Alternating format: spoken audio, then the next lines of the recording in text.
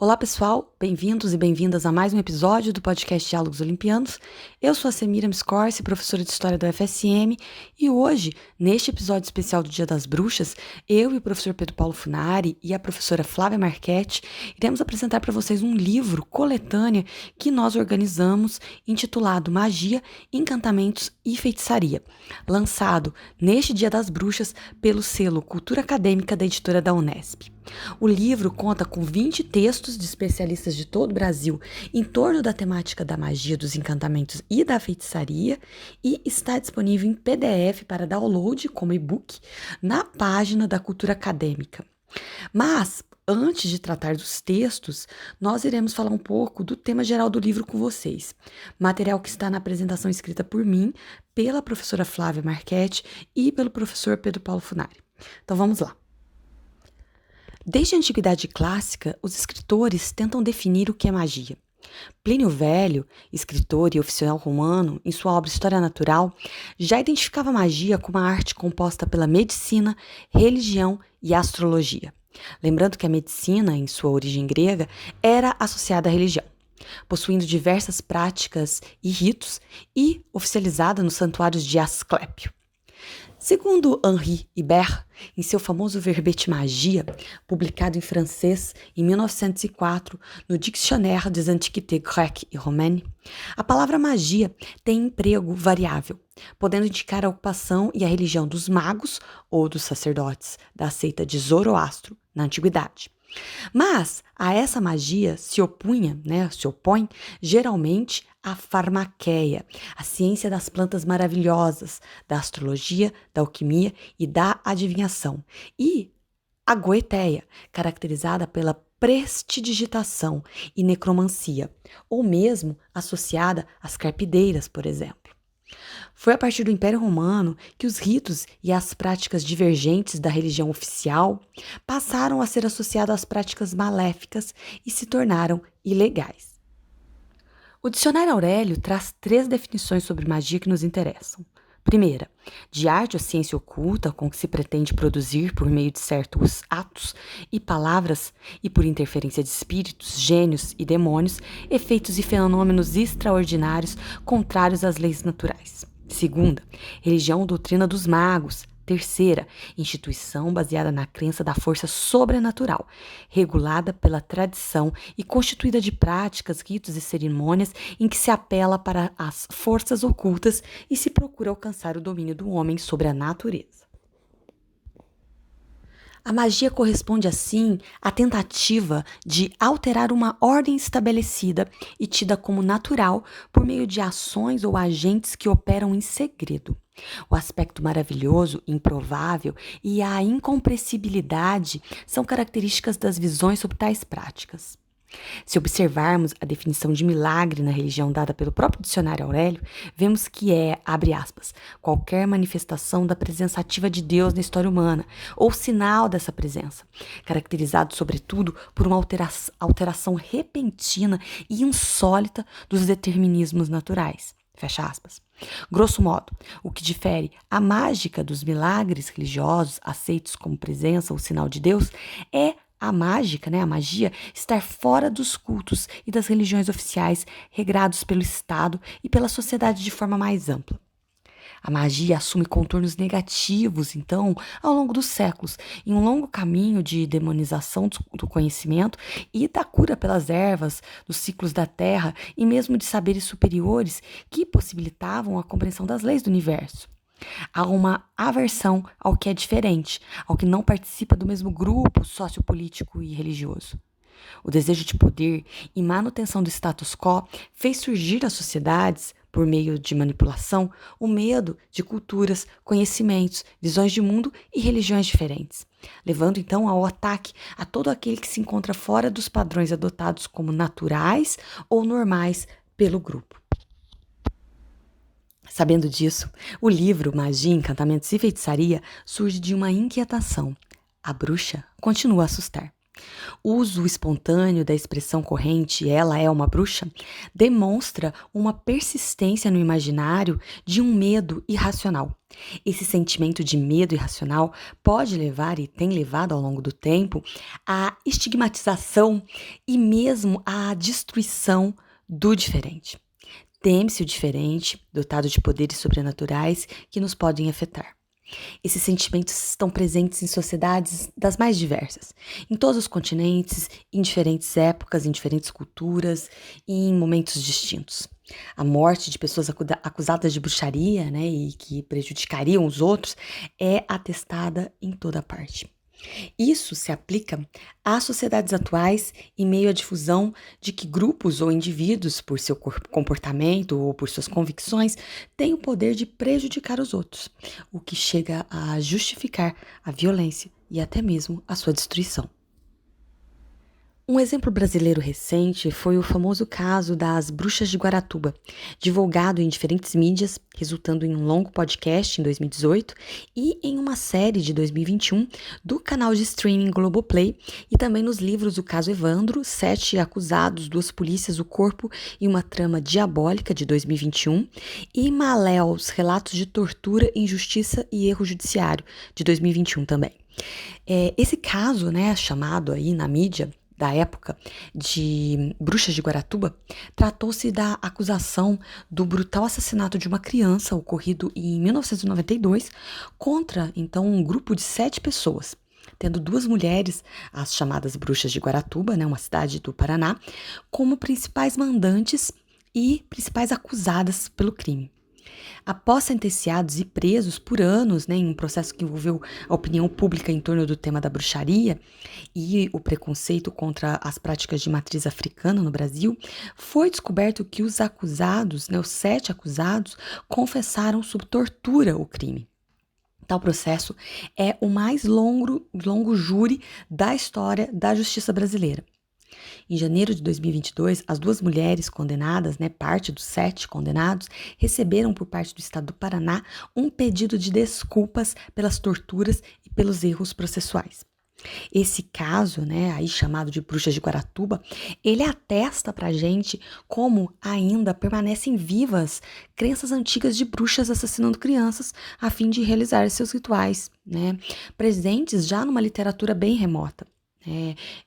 Como, por exemplo, no Êxodo 5, do poeta Horácio, no livro 6 da obra Farsália, do Lucano. Além disso, né, o caso da cidade de Guaratuba mostra como, no Brasil, esse imaginário negativo em torno da magia se ressignifica cruzado com o preconceito contra as religiosidades afro-brasileiras. Bem, pessoal, sabendo disso que eu apresentei, né, que eu introduzi para vocês, eu vou agora passar a palavra para o professor Pedro Paulo Funari, para ele trazer mais algumas considerações para nós em torno do tema.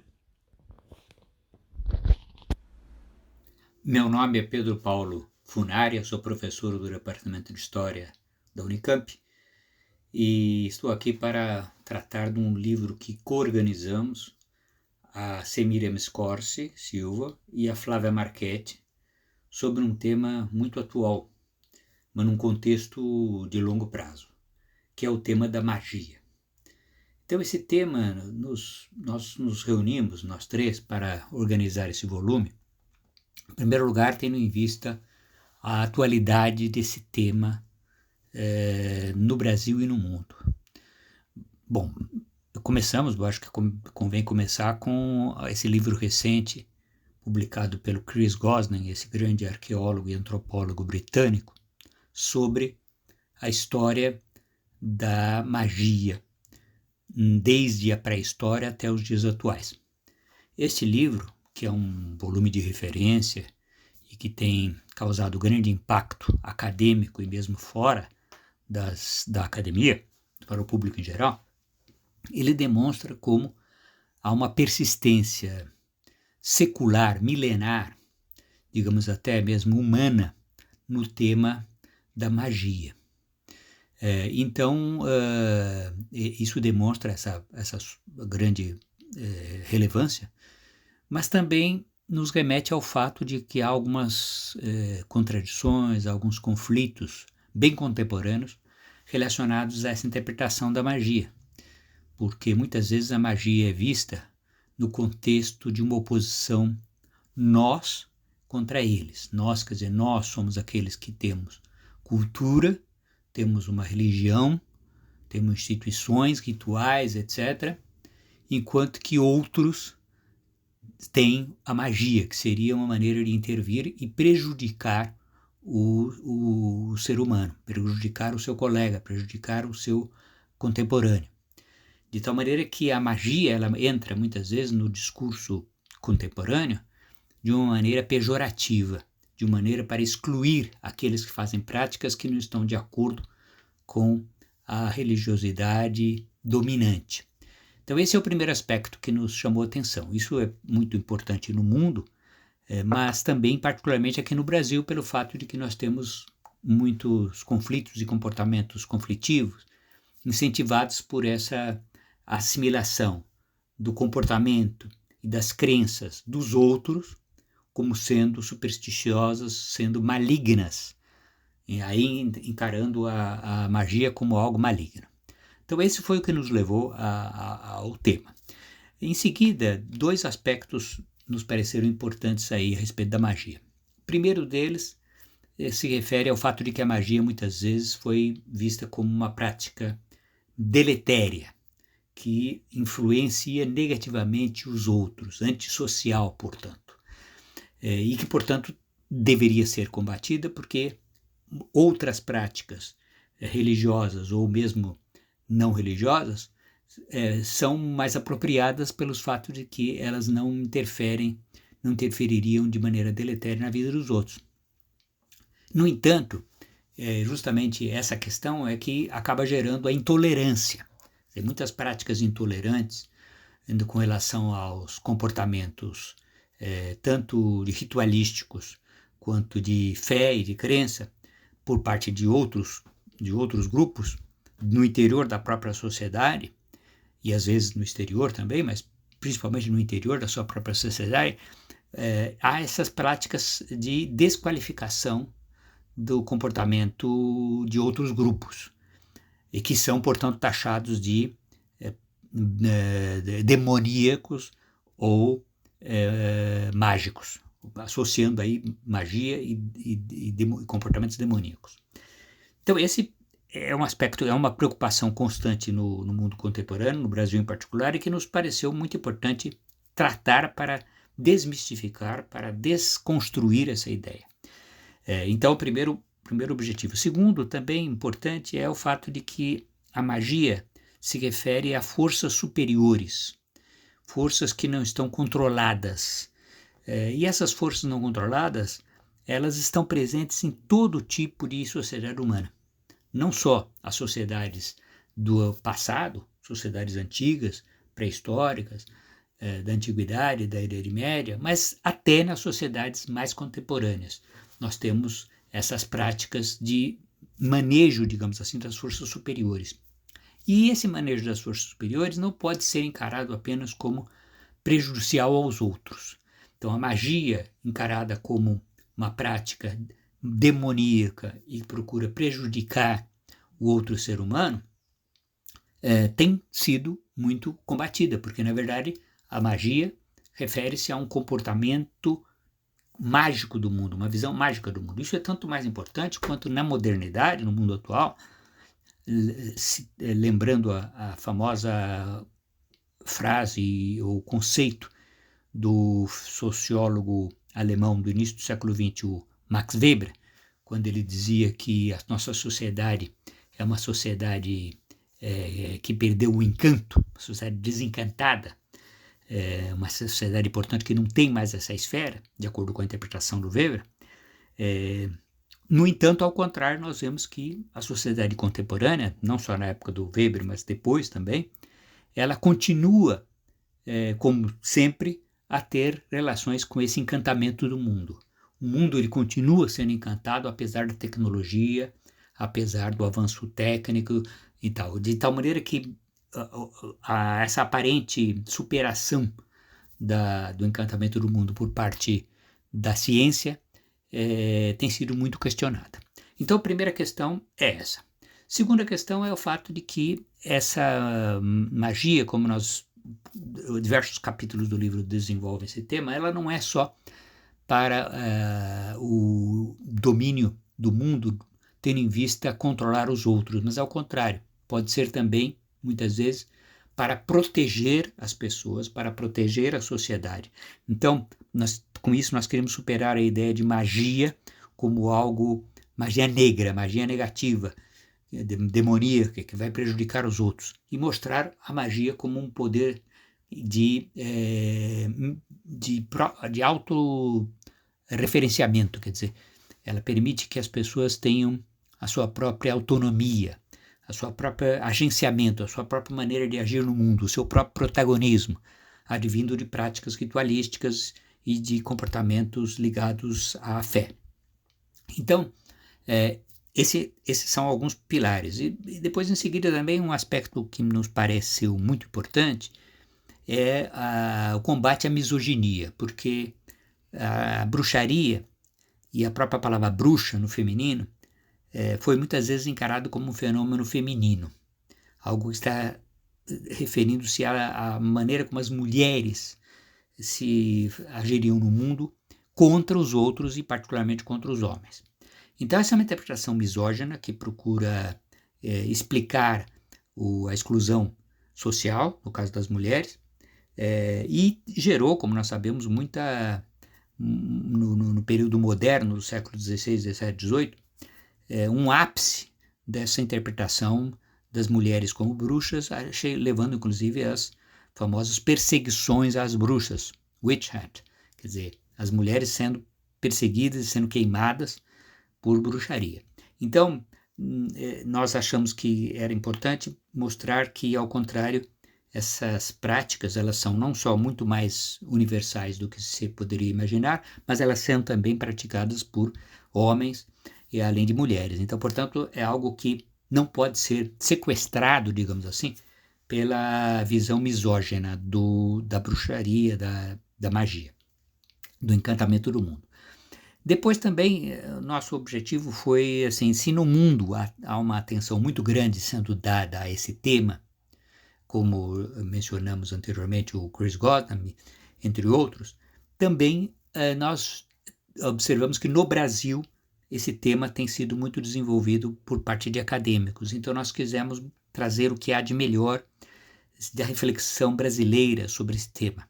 E aí nós convidamos pessoas e fizemos uma articulação não só entre antiguidade e modernidade, pessoas que mostram a antiguidade desse fenômeno, e depois outros que mostram os seus aspectos mais contemporâneos, mas também um aspecto interdisciplinar, historiadores, arqueólogos, mas também sociólogos, filósofos, quer dizer, toda uma série de abordagens que podem ser dadas e podem fazer com que esse tema fique muito mais claro para o leitor.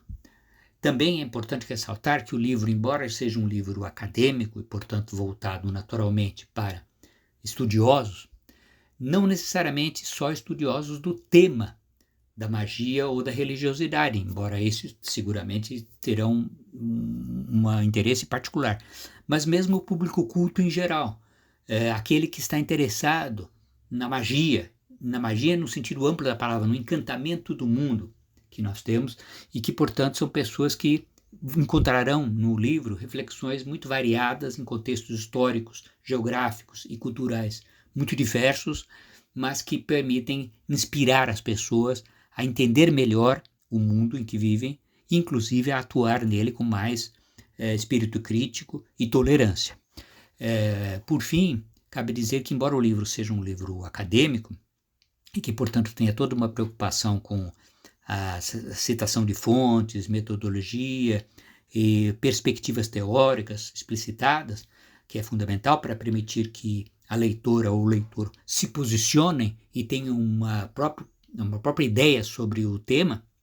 Além disso, nós estivemos muito atentos de evitar o jargão, ou sempre que usamos os jargões necessários, esclarecemos no próprio texto, os autores esclarecem em cada capítulo o que eles querem dizer com os temas, com os termos conceitos mais elaborados que estão sendo colocados ali. Então o livro, ele ao mesmo tempo É um livro destinado aos estudiosos da magia, das ciências da religião, da religiosidade em geral, da história cultural, da cultura, mas também ao público em geral que está interessado nesse aspecto tão importante da humanidade que é o encantamento do mundo.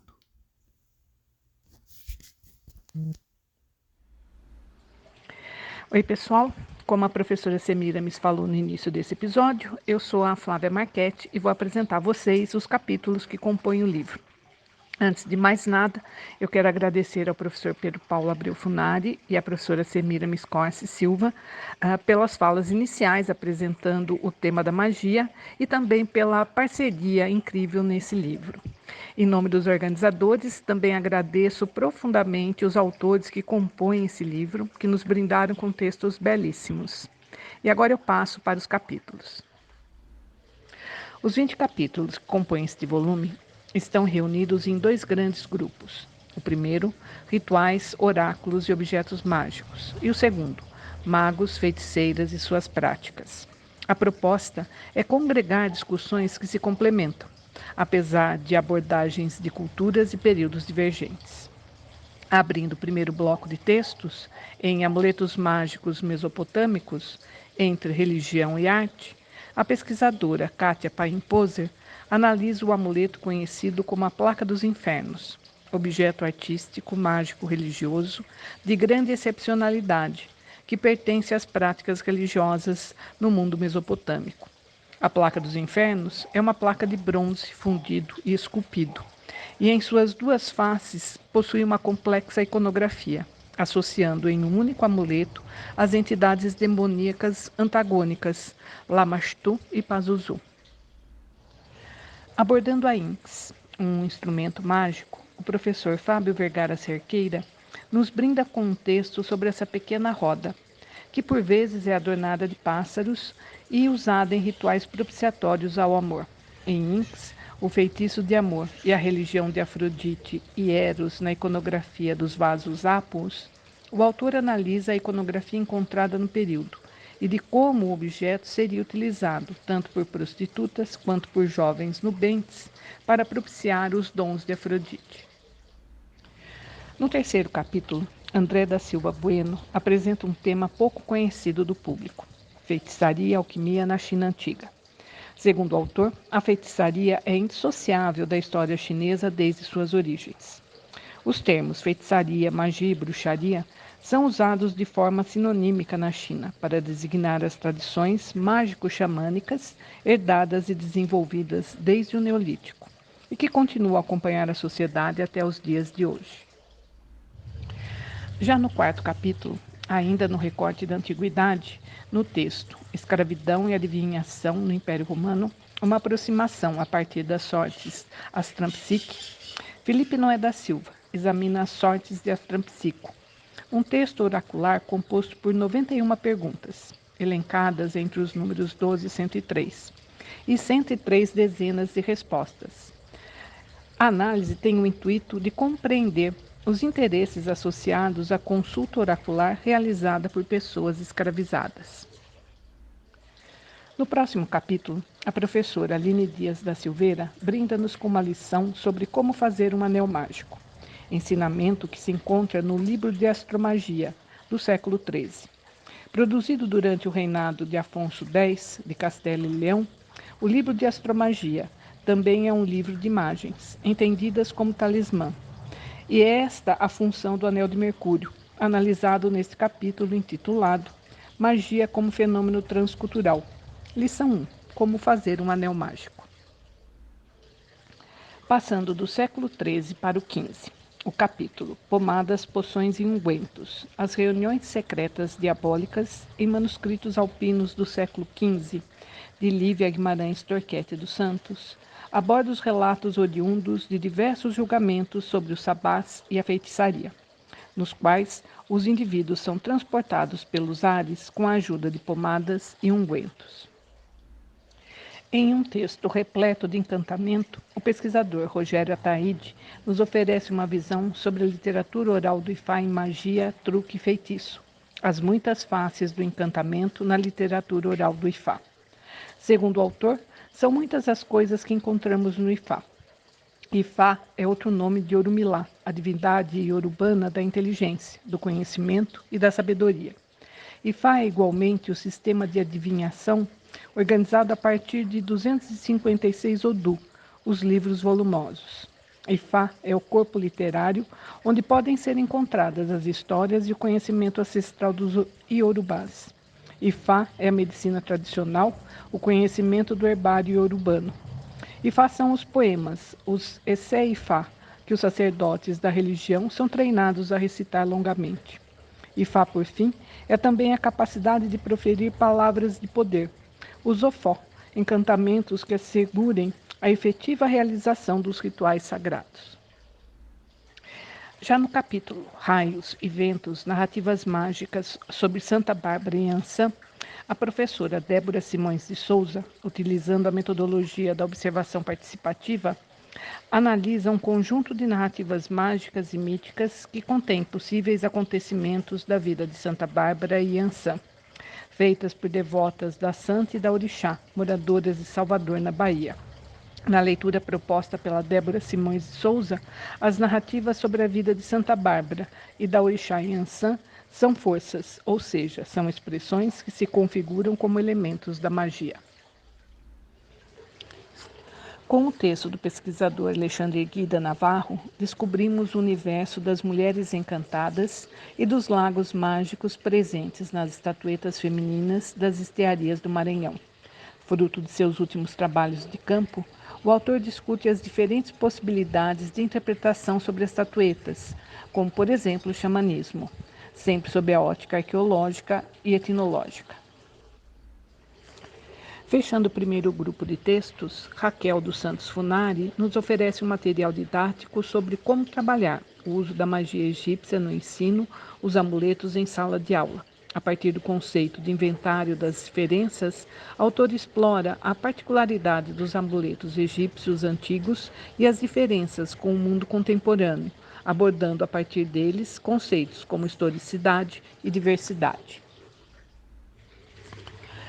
O segundo grupo de capítulos, Magos, Feiticeiras e suas práticas, principia com o texto O Corpo Encantado, do mito aos contos maravilhosos, de Flávia Marchetti, que faz um levantamento desde a Antiguidade Clássica até o século XIX da imagem de magos, feiticeiras e do espaço que ocupam na sociedade, correlacionando informações históricas e antropológicas ao imaginário e à tradição literária sobre as bruxas.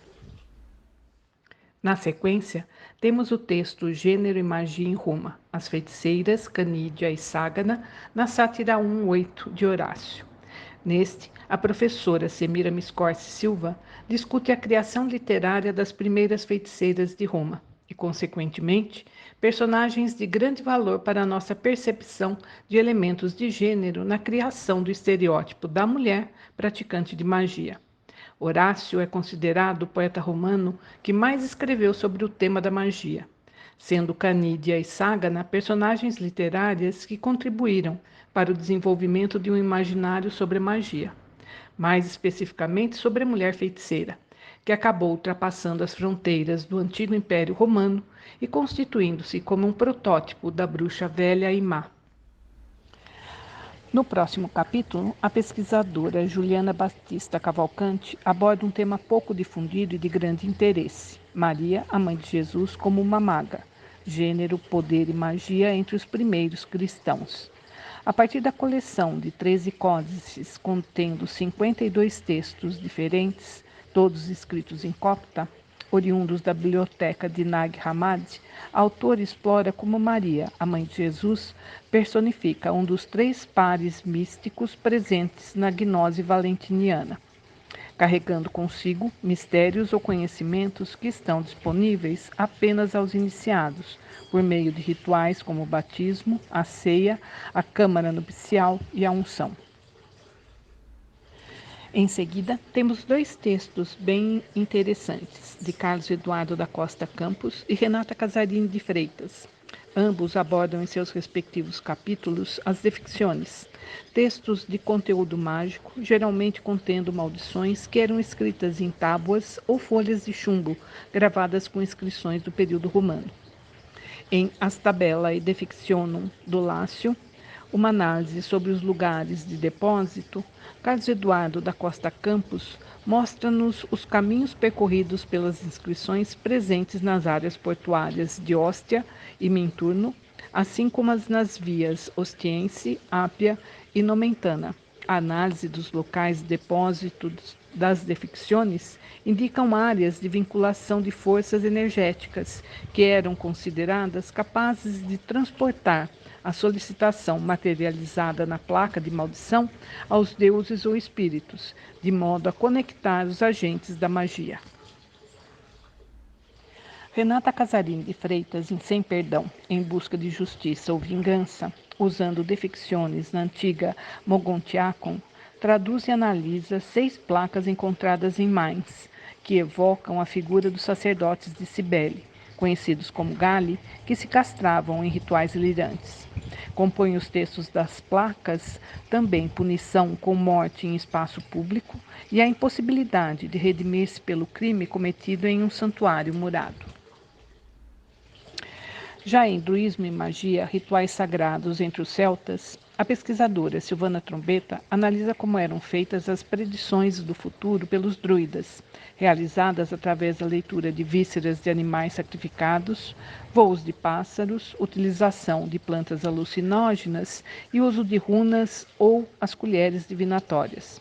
Essas práticas eram comumente utilizadas entre os povos germânicos e escandinavos, e seu uso associava-se às práticas de cura. No capítulo Barrados no Baile, a Península Ibérica e a Festa das Bruxas, de Carlos Roberto Figueiredo Nogueira, o foco são os sabás e as crenças do final da Idade Média e início dos tempos modernos na Espanha, quando todas as crenças que dão vida e solidez à existência da bruxaria europeia inexistem ou estão deformadas. Em sua análise, o autor estabelece a correlação entre bruxaria, grupos estrangeiros e culturas diferentes das autóctones. No capítulo Essa é a mais perfeita e principal ciência, a mais sagrada e sublime espécie de filosofia. Reflexões sobre as relações entre magia e ciência nos renascimentos do século XV e XVI. O professor Francisco de Paula Souza de Mendonça discute as fronteiras entre religião, magia e ciência, apresentando o quanto essa relação não é tão linear como geralmente alguns teóricos apresentam. Com grande embasamento teórico, o autor faz um extenso levantamento do pensamento sobre magia e alquimia no Renascimento, demonstrando que a habilidade técnica era semelhante à potência mágica no esforço de criação de maravilhas. Ambas tinham como objetivo compreender e direcionar as relações simpáticas que moviam o mundo a fim de energizar seus próprios projetos. Em O Catimbó Nordestino, o professor Sandro Guimarães de Sales discute o catimbó, uma das primeiras manifestações da prática da jurema em contextos não indígenas, e que ainda se mantém como uma das principais referências no cenário das religiões populares nordestinas. Sandro explica que a jurema, cujo nome deriva de uma planta homônima, consiste em um complexo semiótico e religioso com origem nos povos indígenas do Nordeste, fundamentado no culto a entidades denominadas de mestres, caboclos ou reis. As imagens e os símbolos presentes nesse contexto remetem a um lugar sagrado, descrito pelos juremeiros como o reino encantado, encantos, cidades da Jurema, entre outros. A planta de cujas raízes ou cascas se produz a bebida, tradicionalmente consumida durante as sessões, é o símbolo maior do culto. Segundo o autor, o catimbó e a prática da jurema entre os povos indígenas do período colonial à contemporaneidade expressa uma resistência à colonialidade. Fechando o segundo bloco de textos, no último capítulo do livro, a pesquisadora Dolores Puga nos traz para o contemporâneo, para o teatro, com Evoé, do delírio dionisíaco em Eurípides, a macumba antropofágica na obra Bacantes, do Teatro Oficina. Discorrendo sobre os ritos dionisíacos, os tíasos e as tragédias gregas, sobretudo as Bacantes de Eurípides, Puga apresenta o lado estrangeiro do mito-rito e de como ele chega ao Brasil atual com o Grupo Oficina. O grupo do diretor Zé Celso Martinez Correia construiu uma dramaturgia pelo viés de práticas culturais julgadas, como as religiosidades africanas e afro-brasileiras, bem como os rituais tupinambás. O exercício de apropriação cultural Grécia-Brasil, apontado pela autora, dialoga com vários textos presentes na coletânea, ao apontarem a xenofobia e o desprezo por culturas diferentes como mote para a feitiçaria, compreendida a grosso modo como coisa do demônio. Enfim, pessoal, como vocês viram, este livro traz contribuições brasileiras ao tema dos estudos sobre magia. Esperamos, com isso, desvendar algumas questões ligadas à magia e revelar que o correto seria falarmos de atos mágicos e não de uma magia única, uma vez que essas práticas existem em diferentes sistemas culturais e compõem a trama de suas sociedades. Como já falamos no início desse episódio, o livro está sendo lançado como e-book gratuito e está disponível em PDF na página do selo Cultura Acadêmica, da editora da Unesp. Nós iremos deixar o link na descrição do episódio para quem se interessar. Um abraço e boa leitura.